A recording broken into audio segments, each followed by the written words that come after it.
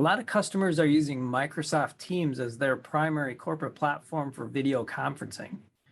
They use the Poly Microsoft Teams room like this G85T to have a simple one-touch join experience into Microsoft Teams meetings. So I've just joined this Teams meeting and I have content on one screen and faces on the other. So really simple. So that's great for most of their meetings, but a lot of these customers, even if they've chosen Teams as their primary platform, they still do need to connect into an occasional Zoom meeting or WebEx meeting. So one thing a lot of people don't realize is the Poly Teams room systems have interop into Zoom and WebEx directly within this native Microsoft experience on the Teams room. So the feature is called Direct Guest Join. And how it works is, although you don't see it, there's actually a web browser in the background that is joining the Zoom meeting or the WebEx meeting using a web browser with WebRTC. So it's joining those meetings as a guest. So the benefit there is that you don't need any add-on licenses. There's no interop licenses or cloud subscriptions or anything. So I can join a Zoom meeting with the same one-touch join experience that I can do a Teams meeting.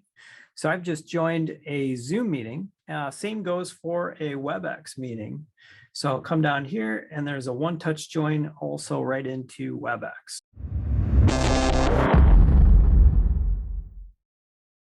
To enable the direct guest join for Zoom and WebEx on the Teams room system, it's very simple. So you just, on the controller, you just go to under More and then go to Settings, and it'll prompt you for a password. So the default password is SFB on all Teams room systems.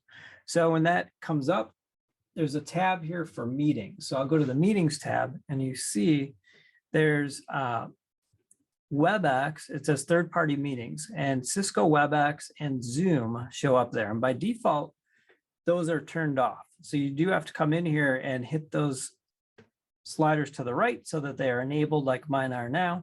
And as long as you do that, then the direct guest join feature is enabled.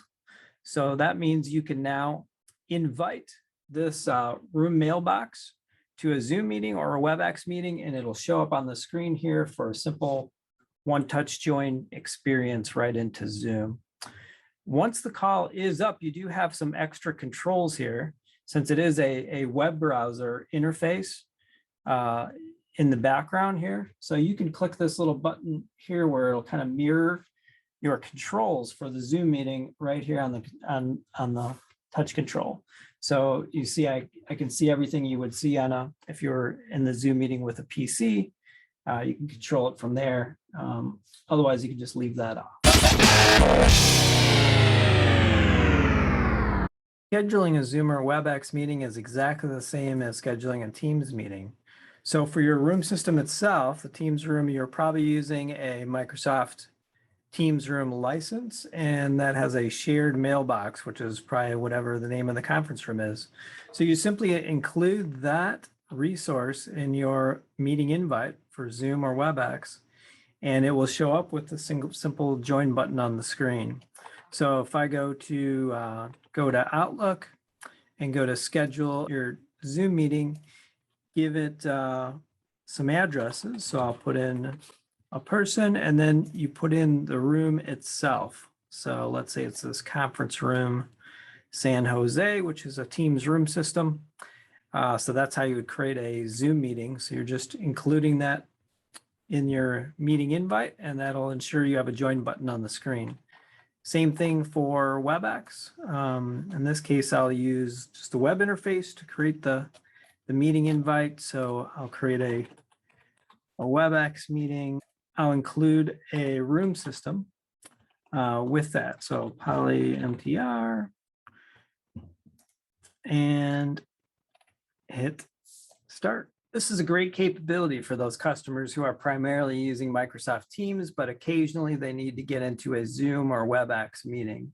I did want you to be aware of a couple limitations, though, when you're joining a Zoom or WebEx meeting from a Teams room system. So one of them is that it's single display only. And the reason for this is when you're joining interop into these meetings, you're joining as a guest into the Zoom or WebEx meeting. So you have a guest feature set into those platforms. So it's single display only, meaning that on this Teams room, I have 2 displays here. So all my Teams meetings allow me to split between them. But if I join a Zoom meeting, you'll see that this screen is not going to be used at all. Everything happens on just the one single display. So there's content being shared into this meeting. And so you see the content here and you see the faces there. So it squeezes it all onto one screen.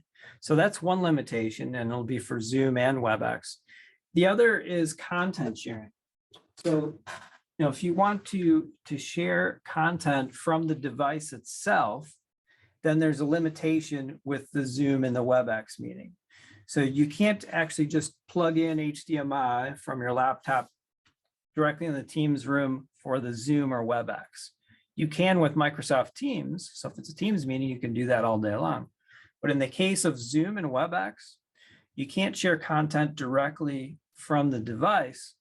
That isn't to say you can't get content into the meeting, though. What you would do is you would instead just join the Zoom or WebEx from your laptop, and you would share using the Zoom client on your PC or WebEx client on your PC.